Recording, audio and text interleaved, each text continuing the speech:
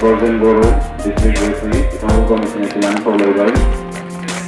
Simansa Nagari District Referee, Tangla Kalaigaon. Nomol Boro District Referee, Tangla Commission Kalaigaon. Udalguri Jilla Durai Korporasi Fatih Jagari Manchester Simang dengan फरायनायजों लोगोसे जोंनि फंबाय बिनानाव बिथांमोनखौ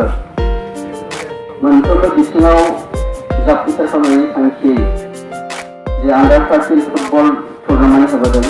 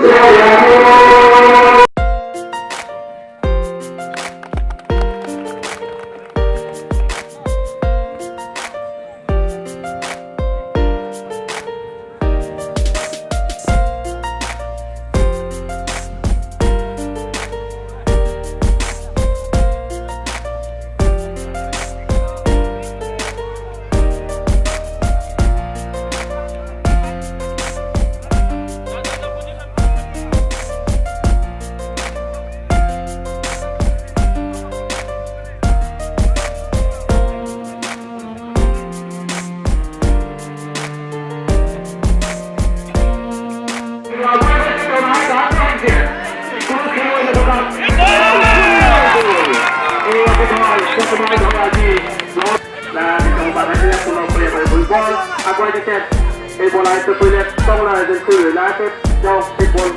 luar di kalau kerjaan apa Khoirabari punar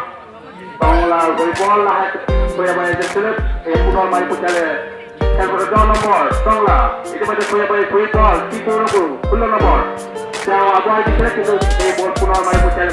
Tangla kedua gol pada Khoirabari gol panpat pun dah main kualifikasi bola आशा खालामदों जों बे आन्डार 13 football टुर्नामेन्टनिफ्राय Udalguri जिल्लानिफ्राय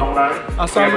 स्टेटनि प्लेयार आरो नेशनेल लेभेलनि प्लेयार बिथांमोननिफ्रायनो जोङो जाफुंसार सासे प्लेयार हिसाबै मोनगोन बेखौ हास्थायनानै जोङो दुलाराय बर' फरायसा आफादनि जि मावथांखि मावथांखिनि मोनसे गासैबो बिथिङाव जौगासारनाय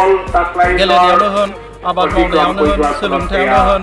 समाजारि बिथिङावनो बे खामानिखौ मावनो थाखाय जोङो गेलेनाय बिथिङावबो दिनै बे जोलुर बादायलायनायखौ जोङो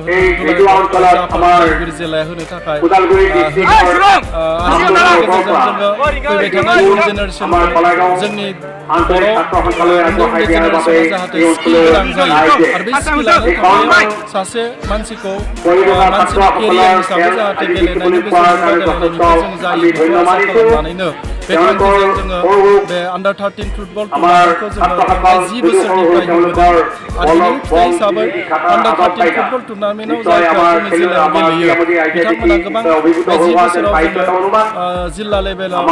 स्टेट लेभेलाव गेलेहैनाय जोङो नुदों आरो बिनि गेजेरजोंनो केरियारखौबो जानाय नुदों आरो फैबाय थानाय समाव जोंनि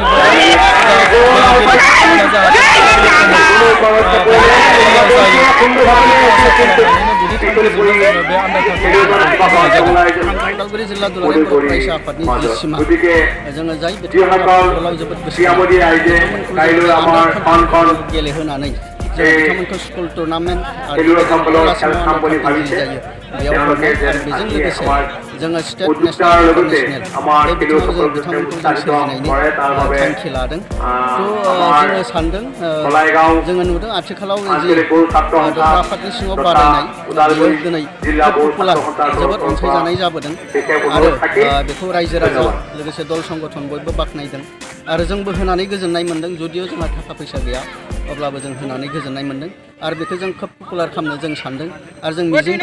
थिदों जायफोर दखरा आफादा बाहागो लानानै खनसेल' गेलेनायनि उनाव जेनो थ' जोंनि फंबाय बिथांमोना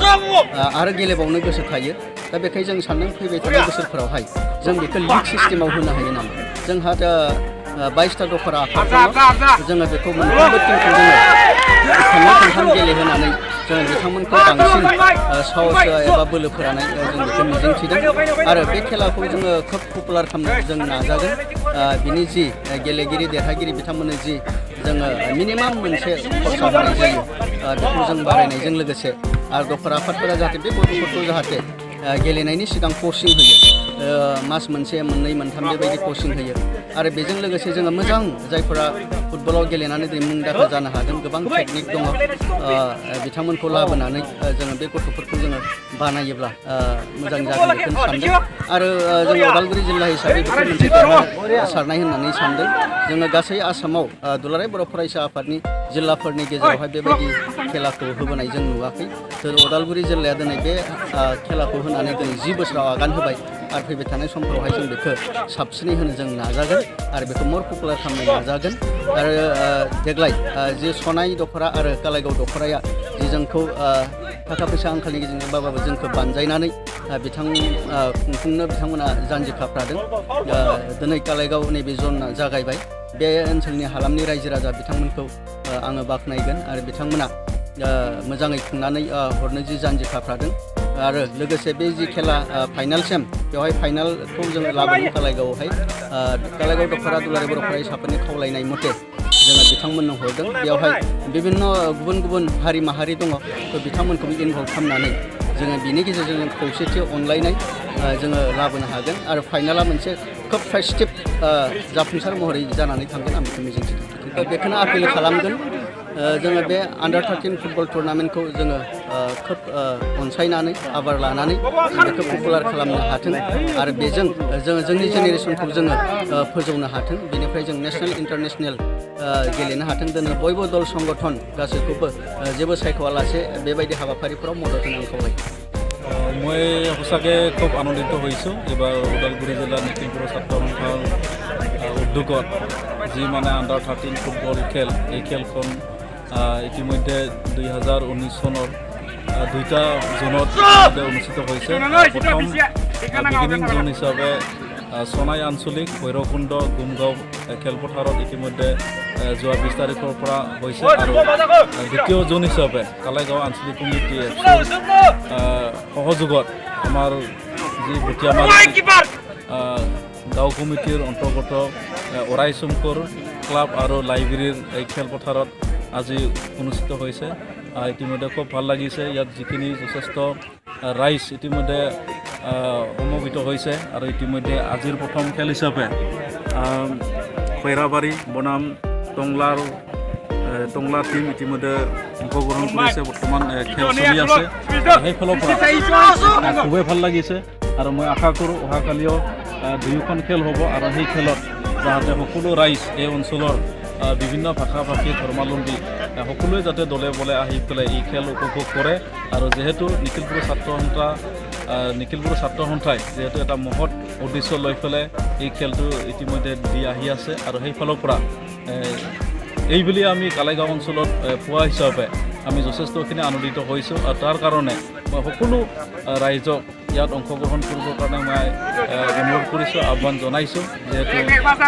ইতিমধ্যে আণ্ডাৰ 13 একেবাৰে সৰু মানে উদ্যমী প্লেয়াৰ আমি এইটো মানে সৃষ্টি কৰাৰ কাৰণে হাতত লৈছে খুব এটা মহৎ উদ্দেশ্য লৈ পেলাই তেখেতসকলে এই কামটো হাতত লৈছে তো ইয়াৰ কাৰণে আমি উৎসাহ দিব লাগিব ৰাইজে তো ইয়াৰ কাৰণে তেখেতসকলে ভৱিষ্যতে এজন মানে সু নাগৰিকৰ লগতে মানে সু প্লেয়াৰ হিচাপে যাতে থিয় দিব পাৰে নিজৰ মানে খেল মানে হৰিচৰণ নাৰ্জাৰী বা দুৰ্গা বৰকে আদি কৰি তেখেতসকলৰ লেখীয়া মানে যাতে আমাৰ এই ওদালগুৰি জিলা তথা কালাইগাঁও অঞ্চলৰ পৰা যাতে মানে প্লেয়াৰ মানে যাতে ফুটবল প্লেয়াৰ সৃষ্টি হয় তো ইয়াৰ কাৰণে মই আশাবাদী খুব আৰু ওদালগুৰি জিলা কমিটি ABSUক মই ধন্যবাদ যাচিছোঁ কালাইগাঁও অঞ্চলৰ এজন বাসিন্দা হিচাপে ব্যক্তি হিচাপে মই খুবেই আনন্দিত হৈছোঁ যিহেতু আজি প্ৰথম খেল হিচাপে যিখিনি ৰাইজ ইয়াৰ সমবেত হৈছে খুব মানে আনন্দিত মই অনুভৱ কৰিছোঁ সহযোগ তেখেতসকলে যথেষ্টখিনি দিছে আশা কৰোঁ অহাকালিও আমাৰ ৰাইজে যাতে দলে বলে আহি পেলাই এই অঞ্চলত মানে এটা উৎসাহ যাতে দিয়ে তেখেতসকলে মানে আমাৰ প্লেয়াৰসকলে যাতে আগুৱাই যাব পাৰে বা উৎসাহ মানে দিয়ে ইয়াৰ কাৰণে সকলো ৰাইজক মই অহাকালি মানে 2টা বজাৰ পৰা মানে ইয়াত এই খেলপথাৰত মানে উপস্থিত হ'বৰ কাৰণে মই আহ্বান জনালোঁ। ইয়াৰ লগতে মই সকলো ৰাইজক ক্ৰীড়াপ্ৰেমী ৰাইজক মই আহ্বান জনাব বিচাৰিছোঁ অহা 31 তাৰিখে এই একেখন খেলপথাৰতে চূড়ান্ত খেলখন অনুষ্ঠিত হ'ব অৰ্থাৎ ফাইনেল খেলখন অনুষ্ঠিত হ'ব। তো ইয়াৰ কাৰণে সকলো ৰাইজক যাতে এই ফাইনেল খেলত মই উপভোগ কৰিবৰ কাৰণে আহ্বান থাকিল আৰু এই চূড়ান্ত খেলত মুখ্য অতিথি হিচাপে অংশগ্ৰহণ কৰিব অসম ফুটবল সন্থাৰ সাধাৰণ সম্পাদক হেমেন্দ্ৰ নাথ ব্ৰহ্ম ডাঙৰীয়াই। গতিকে উক্ত খেলখনত মই সকলো ৰাইজে যাতে আহে তো ইয়াৰ কাৰণে মই আহ্বান মোৰ ফালৰ পৰা আহ্বান থাকিল। উদালগুৰি ডিষ্ট্ৰিক্ট বড়ো ছাত্ৰ সন্থা বা ABSU আৰু কলাইগাঁও আঞ্চলিক ABSUৰ মাজত উদ্যোগত যি খেল চলি আছে ফুটবল খেল এইটো সঁচাকৈ এটা ভাল মানে উদ্যোগ লোৱা বুলি মই ভাবিছোঁ। যিহেতু এইটো ক'ব গ'লে আমি প্ৰতিভা সন্ধানী মানে 13 বছৰ ঊৰ্ধৰ যি খেল চলি আছে আমাৰ এইটো বয়সৰ পৰা আমি যদি ল'ৰা ছোৱালীবিলাকক এখন প্লেটফৰ্ম দিব পাৰোঁ নিশ্চয় ভৱিষ্যতে তেওঁলোকৰ এজন ভাল ফুটবল খেলুৱৈ হিচাপে আমি উলিয়াই আনিব পাৰিম বুলি ভাবিছোঁ। আৰু এই খেলৰ জৰিয়তে যিহেতু বিভিন্ন আজি আমি দেখিবলৈ পাইছোঁ বিভিন্ন খেলুৱৈ এতিয়া খেলৰ যোগেদি তেওঁলোকে নিজৰ জীৱিকা অৰ্জন পৰ্যন্ত কৰিব পৰা আমি দেখিছোঁ। গতিকে মই এই ক্ষেত্ৰত আমাৰ উদালগুৰি ABSU আৰু কলাইগাঁও আঞ্চলিক ABSUৰ মাজত যি খেল চলি আছে সেইটো মোৰ ফালৰ পৰা মই এটা ভৱিষ্যতে এটা ভাল পদক্ষেপ বুলি মই বিবেচনা কৰিছোঁ।